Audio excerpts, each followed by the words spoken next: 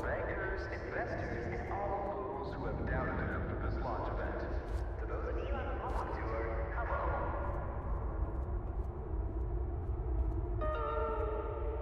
Now entering the stage, Virgil. He needs no introduction.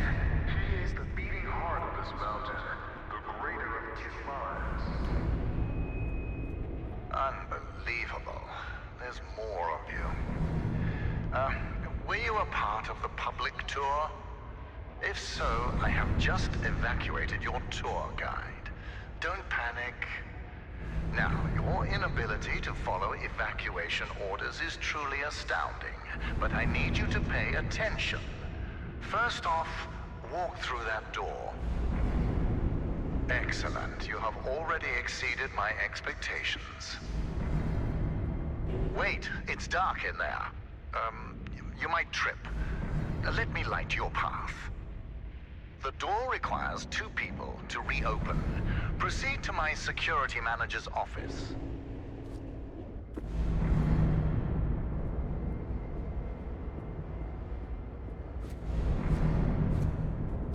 Now, I presume you know how buttons work. Impressive. If you continue like this, I might just hire you to mop the floor. Now scurry along, and you will reach the elevator to the exit. It's simple. I know it's difficult not to stare at the scientific wonder that is Lightmatter, but the launch event is over. Don't worry, my facility is sturdy. Get to the elevator. Excellent. The elevator will take you directly to our outpost. When you get there, journalists will immediately try to put words in your mouth. But stand strong and tell them that Virgil, the CEO of Lightmatter Technologies, saved your life and that the side effects are under control. Goodbye.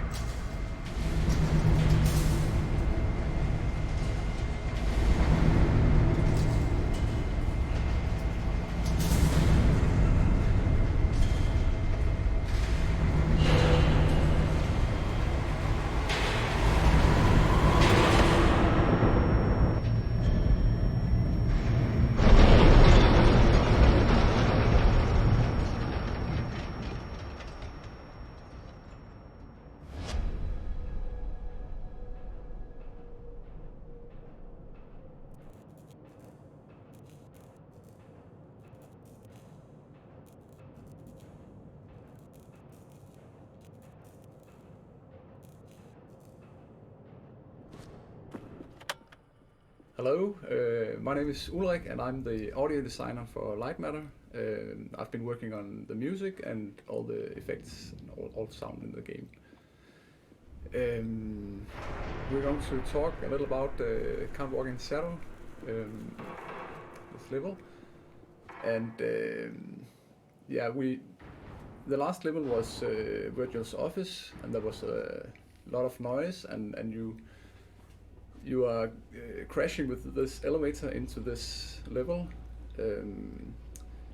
So to make a contrast from all the noise in the previous level, it's actually pretty quiet in this level. So you start up with almost no sound, and then later on we fade in some music to ease you into. So, I remember this level is actually the first level we really decorated. Could you tell us a little bit about that? Yeah, this was the time when we had just decided that, okay, this part of the game will be in the mine. And I was researching how mines looked like and noticed a lot of tracks, obviously, and in this decoration and defining the mine style, because this was the first level that was in the mine that we decorated, I had to come up with something that would just dictate the rest of the mine levels. And I saw these moving platforms and turning things, and I thought, okay, well, how does that make sense in any way to be a real life thing? And there was thoughts about how electricity flows and how they regulate it with switches that turn around.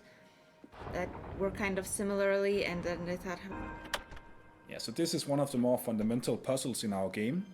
It seems very simple because you don't just have a couple of lamps you can play with, but we found out that this is a really important concept that this level teaches you. Yeah, it's a concept that we use in different puzzles where we build on it, and that concept is being able to like bend around corners with light.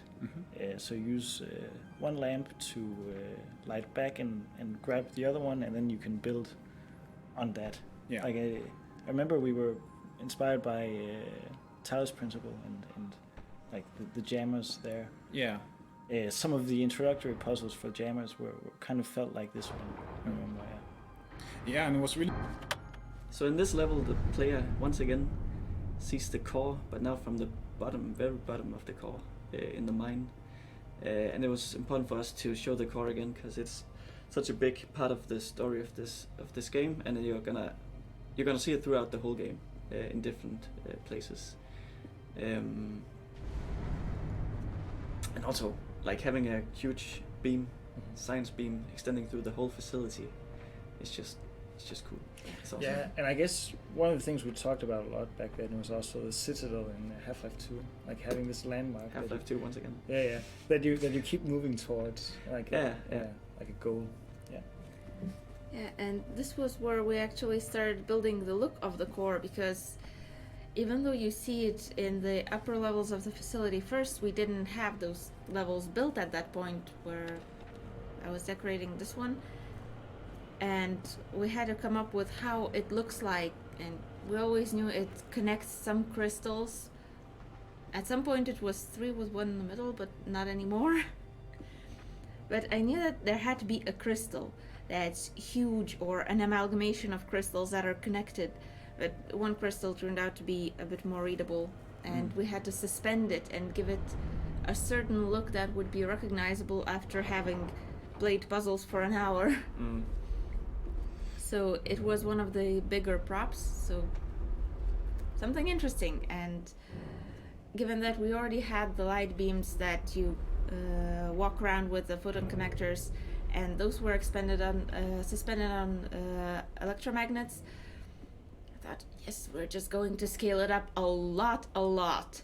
So we made these electromagnets in the bottom, but then we thought, So this level had an interesting story. When we created first, we used Lego. What was the point or the idea of this level? When we were designing this level, we were very much in the phase of making puzzles where the player has to predict that some things will happen. So the basic concept for this puzzle was leaving a lamp in the dark and predicting that you might need it later. Yeah, because we saw some players, some players had a hard time understanding that it's only the player who cannot stand in shadows. Like, you can leave something out in the shadow and then get back to it later. So you could place a lamp and then change some other part of the level, and then depending on where you put that lamp beforehand, you could use that to actually solve a puzzle. Yes. And it turned out that this puzzle was much harder than we originally thought it would be.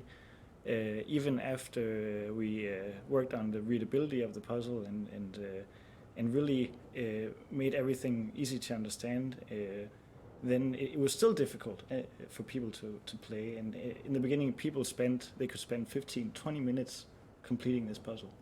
Yeah, and one thing when you design puzzles is very difficult to know if the puzzle itself is difficult or if it is just the readability of it, like if it is too cluttered.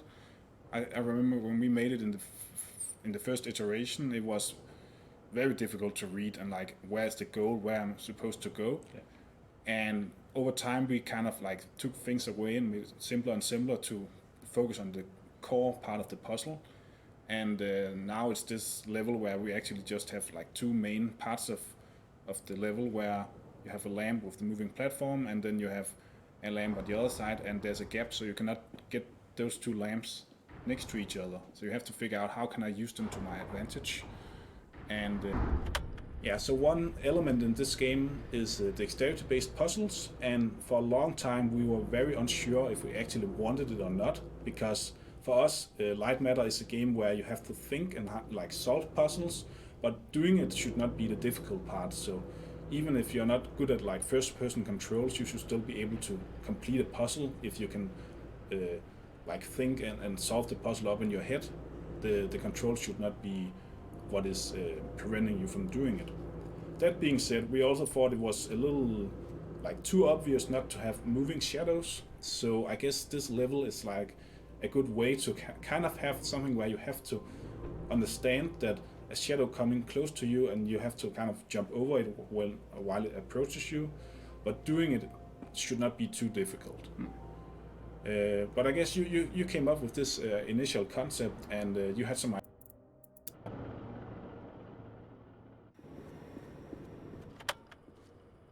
So this small puzzle is very simple, but we like it a lot. No, it's to this day it's kind of still baffles us that it is challenging because the concept is so easy. It uses the properties of the lamp, portable lamp, basically as it is, and the light cone, meaning that the farther away it is from something, the more it illuminates in front of it. At the same time, at this point in the game, we go into some puzzles afterwards that are not really fitting in the mind section of the game.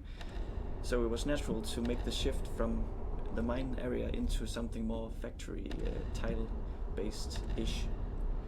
And that's how we came up with the behind the scenes look, where you go into some more, what we say, basically where the workers would Hide tapes. I don't know. They would walk around and work on stuff. Like all the scientists doesn't have to look at all this stuff.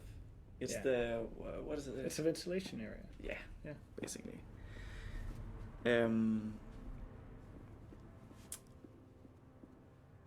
And I guess So this was one of the levels that were originally built with Lego. I think I had a time where I designed a lot of Lego puzzles, like with things that were turning around, and this was one of the puzzles that we felt fit the game, and also one of the older puzzles that we had a long time ago. one of the very first, actually, Mhm. more difficult ones. Yeah. So we more or less made this concept in Lego, and then we took it further into the game itself, and there were some difficulties with designing this puzzle. Could you maybe talk a little bit about that? Yes. There were actually quite a lot. I think this is also one of the levels that has went through most iterations over the time. As you mentioned, it was one of the first puzzles, so we've had a lot of time to. We've always believed in this puzzle and thought that it could become good in the end. Yeah. So it has been in the hands of actually quite a few people who has made it work better and better over time. So this level is quite important in terms of the release of this game, because as an indie game company, publishing a game is quite difficult. There come a lot of games on Steam every day, and we needed something extra to kind of like be recognized with our game. And we've been for a long time been looking for a publisher who could help us like get the game out to people. And after much search, we found Aspire, who is helping publishing the game. And one of the first things they suggested was, why don't you just give away part of the game for free? And why don't you just give away, let's say, an hour of the game? And that was quite a tough question for us. So what was the reasoning behind this? And yeah. So, first off, being asked to give such a big part of your game and your baby away for free is like that. The idea in itself in the beginning was it was overstepping some boundaries we were not like prepared for, and maybe that was also like that provocation. Yeah. We have talked with so many people that have offered publishing services and PR service and stuff like that over the years, and we found that those. So this was one of the many wall/sensor levels that we made, one of the better ones, and we tried to like use this sensor in a new way. Can you explain how we did this concept with lights and sensors? Yes. So the idea is that the ability to like jam a gate, like keep it open and kind of like swap the lamps around, like what lamp, the idea of bringing one lamp to the end of the puzzle by jamming the gate, basically, with two lamps. And also I remember the interesting part from the beginning was the idea that you have to keep holding the lamp on the sensor while you walk through the gate. Yeah. Which is a lot of people, when they tried the first time, they accidentally light the lamp away from the sensor and the gate closes and they have to do the thing again. But at first it might seem So this puzzle is a product of a phase in the puzzle development where we were focused a lot on the light sensor. We had to come up with a puzzle that utilizes the light sensor in different ways. This puzzle actually started out as something completely else. I kind of imagined a face with with instead of eyes, there were just holes in like a wall that you would shine through with a portable lamp, and then obviously you would have two circular cones of light shining through the wall and to the other side, and then you would have to maneuver the portable lamp around to hit two light sensors on the other side of the wall and find. So this level started out as an attempt to make a puzzle where we enforced that players couldn't jump with the portables. So it started out as an idea with you having to get the portable lamp up onto a platform somehow with the help of an elevator. And we actually had something that looked completely different from what it does today, but it just wasn't challenging enough. So this is one of the puzzles that has actually been worked quite a lot on. It has changed a lot of times,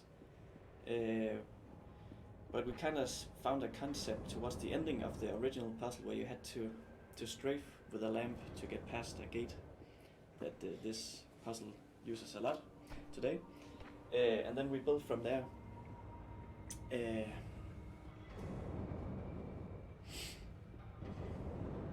So what the thing that really makes this level stand out is that you have to strafe not once but twice. And Lasse, is there some? This level is not a puzzle. It serves as a kind of a break room, if you can call that.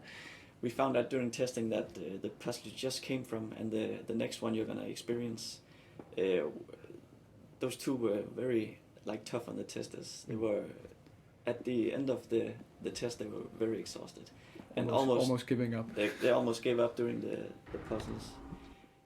So we had to introduce.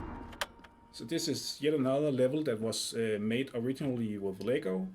We had a session where we wanted to have a lot of things turning and moving around. Before we had kind of these fans that were rotating, and this is kind of the same but just rotating more like in a square, so to speak.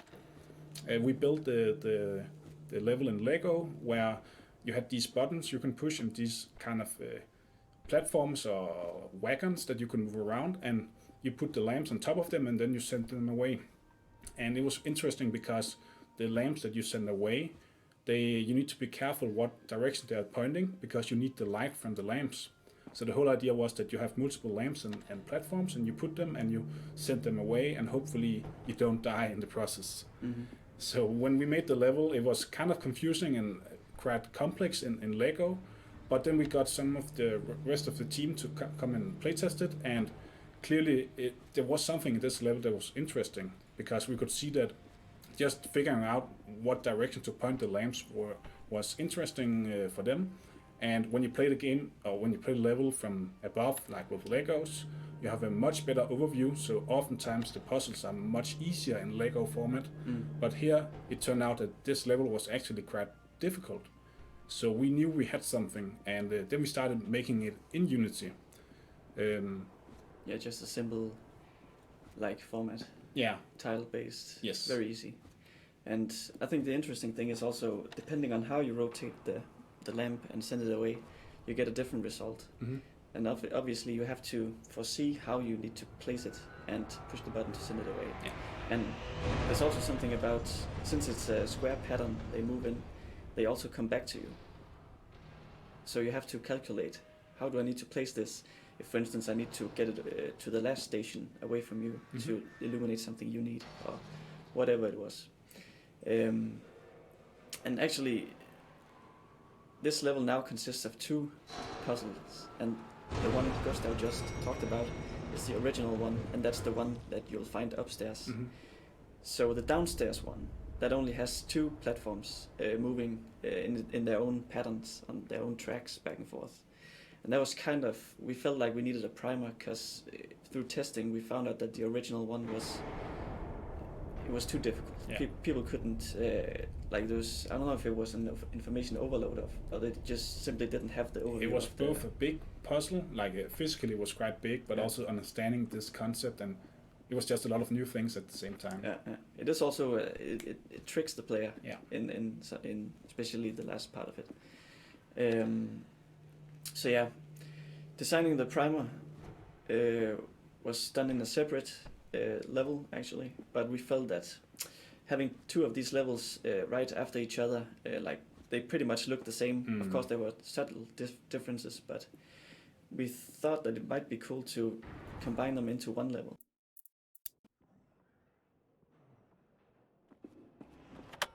Yeah, I think this level is a good example of how we structured the facility, how we structured the levels in the game. And it all went back to when we actually had designed and implemented basically all puzzles in the game. At that point we were like connecting the dots and like and really structuring the narrative, because the narrative came after the puzzles and after the mechanics in this game. And we basically put all our puzzles up on a huge board, like almost 40 puzzles. Yeah, so this puzzle, I remember actually this mechanic, the origin of it, where in like the first year of the project, we had this cool light beam mechanic, but we didn't really have any puzzles for it. And we were going to a conference, and we needed as many puzzles as possible. We had a bunch of mechanics which are not in the game now, and like 1 or 2 puzzles for each of them. But we didn't really have any puzzles for this light beam mechanic. So I remember that like in sort of a rush, I just made something really quick, like in 15 minutes, where it was like an obstacle course in a labyrinth with this light beam, and you would walk carefully until you all of a sudden see this obstacle, and like, oh, the beam is gonna break.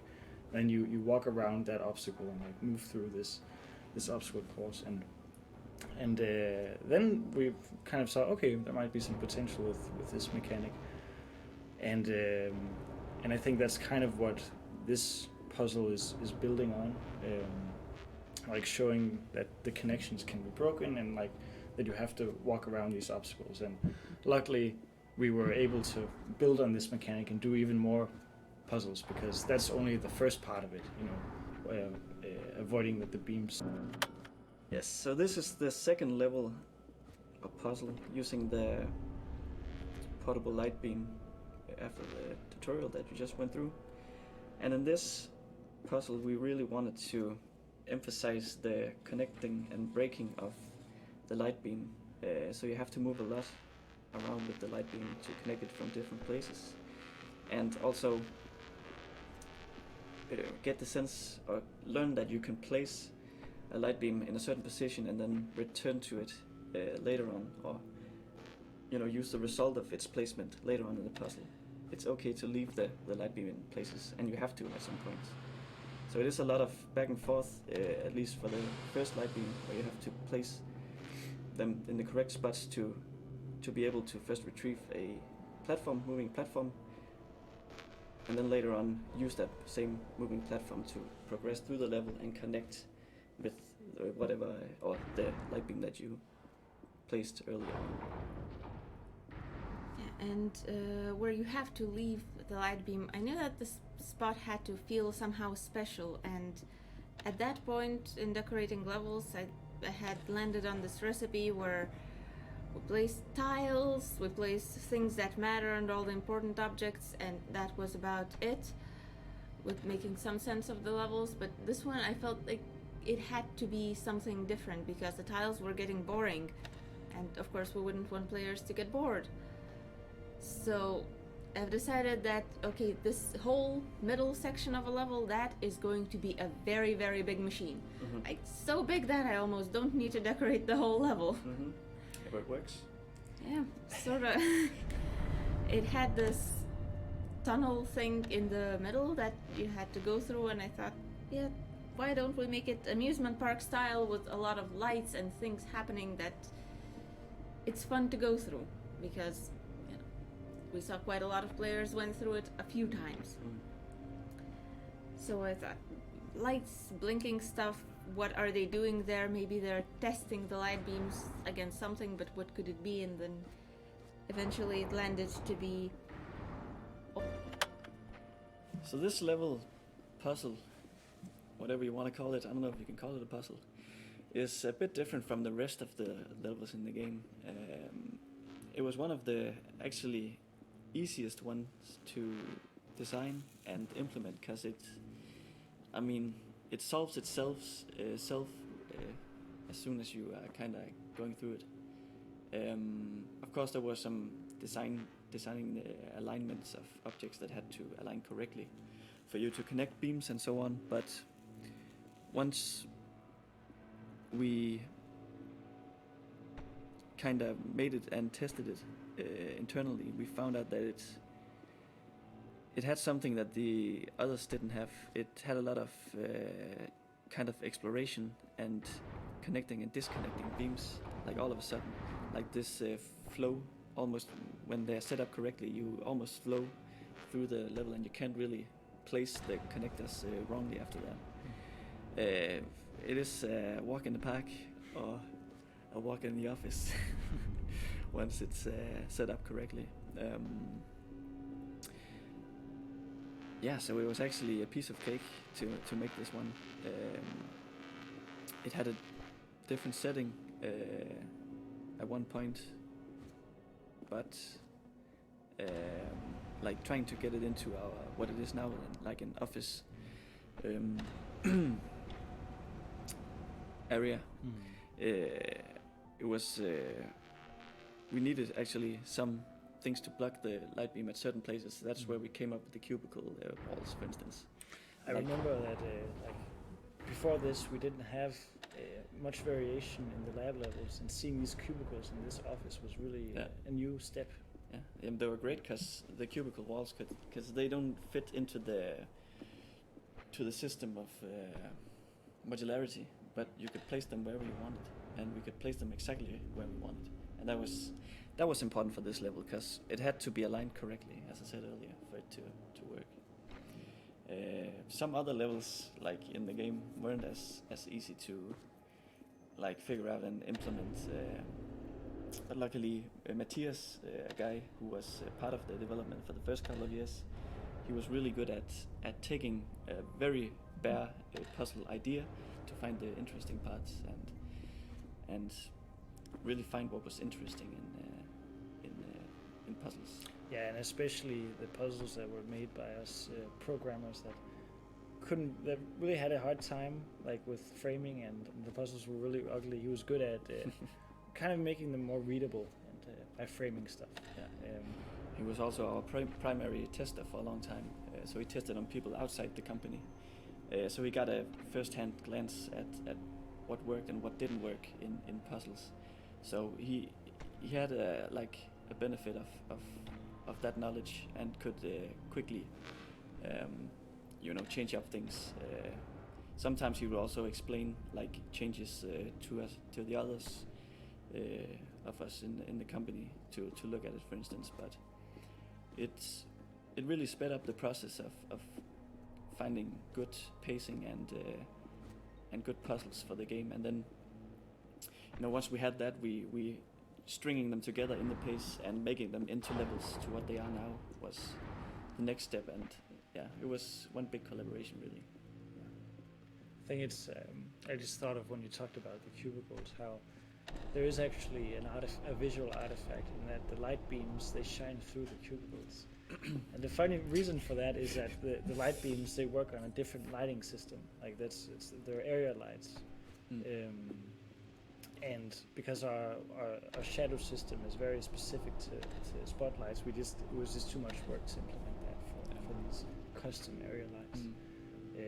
Because otherwise we have a rule in our game where all walls have a certain thickness. But sometimes we've broken that rule, and we didn't notice until afterwards. But like no one has pointed it out. So it basically meant the thickness of the wall would cover up that the light was shining through, exactly, like the wall panels. Yeah, because the light doesn't cast shadows, the light beam light at least. And another fun fact is that like the dialogue in this level, I think we kind of use that as a rule of thumb or like a reference for how to like develop humor in the game, because when we wrote the whole script very bare, like with not a lot of humor, just like with the key information that we want to convey to the player, and we had a hard time like developing the humor of the game. But in this level, we just randomly stumbled upon the joke. Like we just came up with it while explaining to the player what the mission was. Where Virgil says, I'm limited by my body, but not my mind, so I wasn't able to get around the obstacles. As you have the opposite problem, you'll play a part in this. And it triggered something like in the whole company where like that was the main joke that people laughed at. And I think the reason why it works is because it's just it's a really subtle jab. Like it's like a really subtle insult, and an intelligent insult, and it fit for like this elitist CEO guy. So we just used that, like we just kept looking at that joke when we started spicing up the whole, like all the dialogue, trying to make it funnier. We kept looking at this one. Was that before? Because I think to remember that this was one of the first lines that David recorded, right? Yeah. And I think it was also his delivery of it that really made us laugh. Yeah. So was it before he came onto it, or did you spot the? It was before he came. It was before we had chosen the voice actor. Okay. That so we had these 3 auditions, and this was the first line they were supposed to say aloud, because we knew that was what we were going for. And I think his dryness just made it work. He delivers it well. Yeah.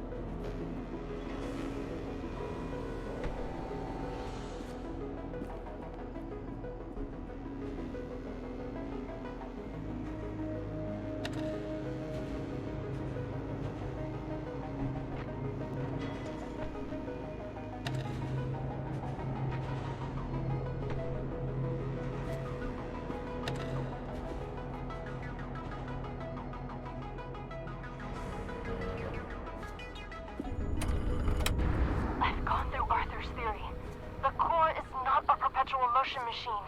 It's the shadows. The crystals draw energy from them. They draw energy from us. Virgil knew, and he did nothing. If he activates the core, shadows will not only decay us, they will devour us. Arthur, this doesn't change what he did. But I need to finish his work.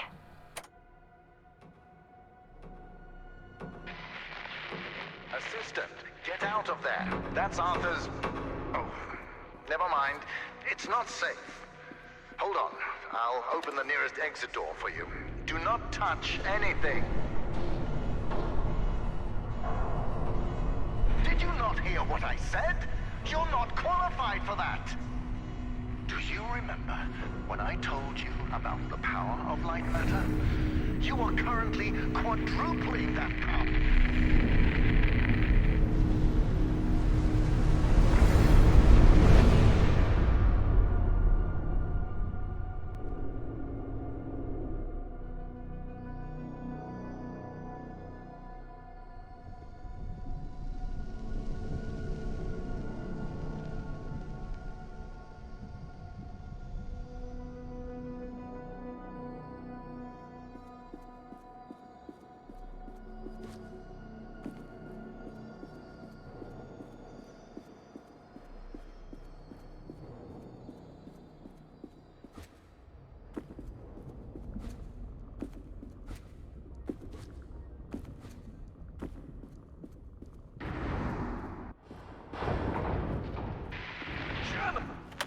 Yeah, so this was one of the puzzles that you designed. Can you talk a little bit about the story behind it? Yeah, we had different periods where we all pitched in on ideas for puzzles, and in this period we needed more puzzles with the sensor. Yeah. And some of the puzzles we made before was easy to make, and they just came to us. But this one was a bit harder. Yeah, we did have some sensor puzzles, but only with the lamp. But now we needed it with the photon connector. Exactly. Yeah. Yes, and I think I actually made 5 different puzzles, or something like that, to come up with this idea. And the idea was that we wanted to be able to, we wanted to make it so that if the player put a light beam. You have these doors that open up and closes, and you have to kind of put it behind it. Yeah, the sensor controls the doors, and then the idea was that you should kind of break the beam, and close the door, and let the light beam for its be in a specific place, and then use that later in the puzzle. Yeah, and I remember when I played it the first time, it took a little while for me to understand that concept, but it was really nice to just leave it out in the darkness and then come back to it later. But I also remember that the first version of this level was way bigger and a little more like confusing to look at. So that's also something we spend a lot of time on, like making the initial layout of the level, but then trying to make it simpler and like cut away the things that don't really contribute to the level. And oftentimes that means like making it smaller and not having a large playable area, especially with something like this, where if you place the lamp one spot and then if it is like a couple of centimeters wrong, then it might not connect when you open the door. Yeah. And that is annoying. So it should be really easy to just put it down.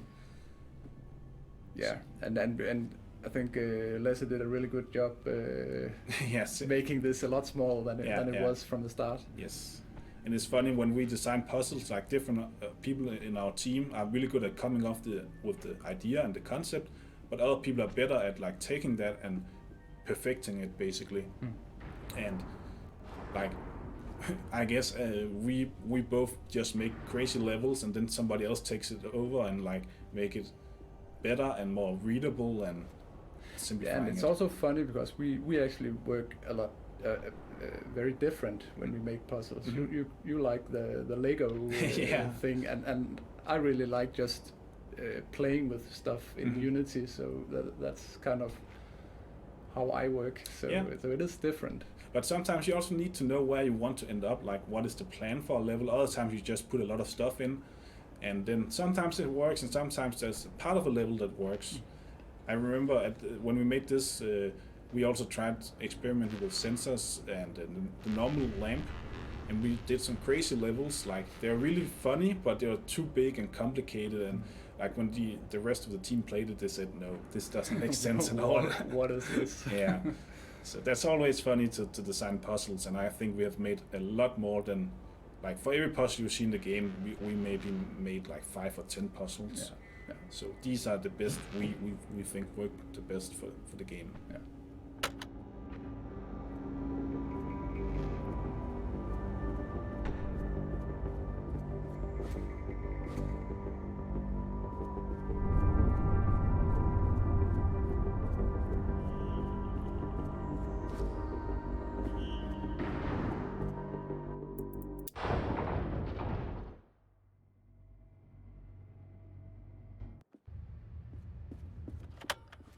So this level, where to start?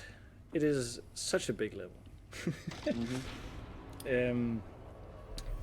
From the beginning, we always wanted to make a suspenseful ending, and we always knew that doing that, especially like with like the ideas that we had, would be a huge task, and it did become a huge task.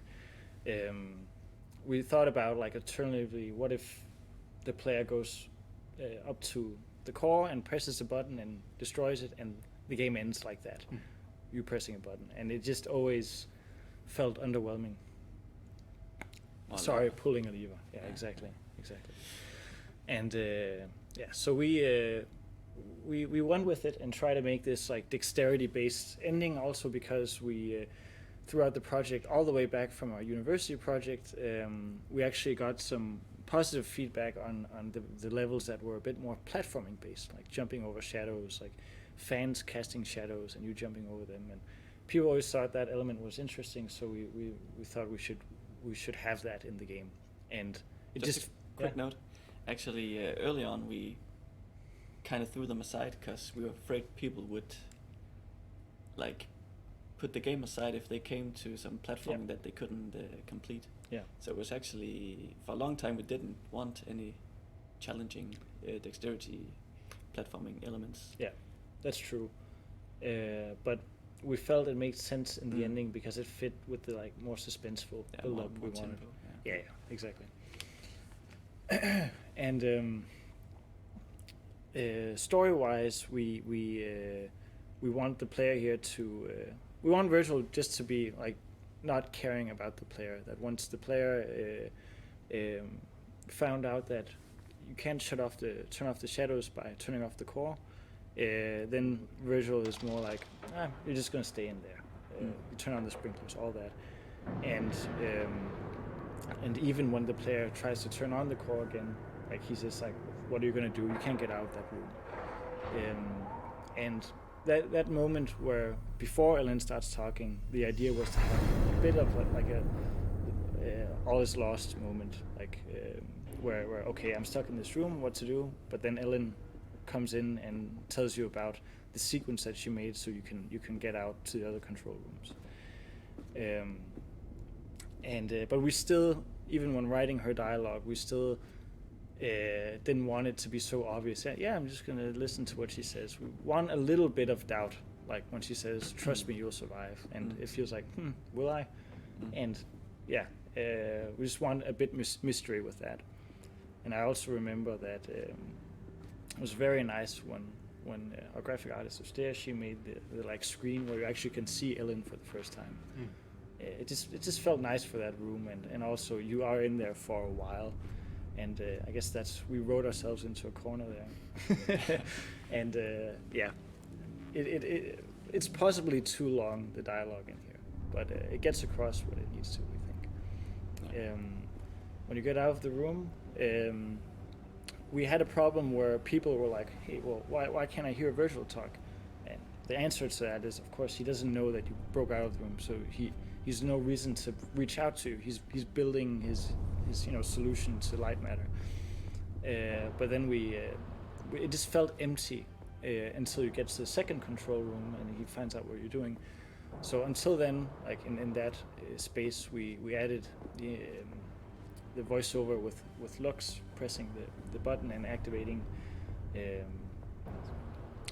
intercom and just so you feel that okay, he's still up there working on things. Lux is the cat, to those who don't remember. Exactly, Lux is the cat. But he also says that in the voiceover. But and we just want him to be angry at the cat and basically almost hit the cat in there because now Virgil is an evil man. He doesn't like cats anymore. Because that's the definition of evil. So after We did it! Hello and welcome to the last developer commentary here from the Lightmatter team. We hope that you have been enjoying listening to the previous commentaries that we recorded before the launch of the game. Now we have actually released the game on Steam only 2 days ago, and we would really like to reflect on that. So in this commentary we are all sitting together and we will see how it goes. So just to introduce the team members here of Tunnel Vision, first of all we have Ulrik, also known as Oilrig, or DJ Puffe, Ullemann, Ulle. yeah, Ludwig. yeah. And we have Philip, Company mom. yeah, you know the company stuff, Flipper. Flipper, And we can also call you Gentle Giant. Hashtag Fløde. yeah, Flemse. He's a lot. Yes, and we have Lasse, who is But Sly, But why Laske? Dangerøs Kai, That's the Legolas. carry. Legolas is the best one. A lot of people call me the carry. So. Shut up. yeah, it's especially when you play Counter-Strike with people. Yeah. And we have myself, Gustav. G-Star. Vixo. Yeah, Vix. Yes. Also some names that we can't tell. Yeah, that's probably good. Yeah. We have a. No, just no. Okay, and next to me we have Benjamin. And Benjamin, that's Benji. Benny boy. Yeah, Benny 92, Terriers the Titan. That was the most important. Or like Virgil, basically. Yeah. The mastermind behind Virgil. And we have Austere as well. That's Fea. Åse. Yeah. Yes. Yeah. We ordered that burger. And Austere. Many different pronunciations basically of Austere. Yeah. She's never really told us. She all the wrong ones. Okay, she never really told us how to pronounce it, so we're just really trying our best here. Yes. She could be a Russian spy. Hmm. I'm just saying. Yeah, so the idea is basically that we would like to reflect a little bit on the game and the launch and like see what things that we really were happy with, like achievements in terms of the work you have been doing and what you're happy with. Like, yeah, just looking at what we did, and we've been working on this for many years, and of course it's just really, really different to be on the other side with the game out on Steam. So. And I think Benjamin, you have some reflection to like to start with. Yeah. Go for sure. it, Benny 92. Thank you. I think first and foremost, seeing like now after having seen the feedback and some reviews and basically everyone praises the puzzles, right? And it's like the most important part. The cornerstone. Yes. And I have both some comments about that and like what we've been able to achieve as a team, but also some more personal things.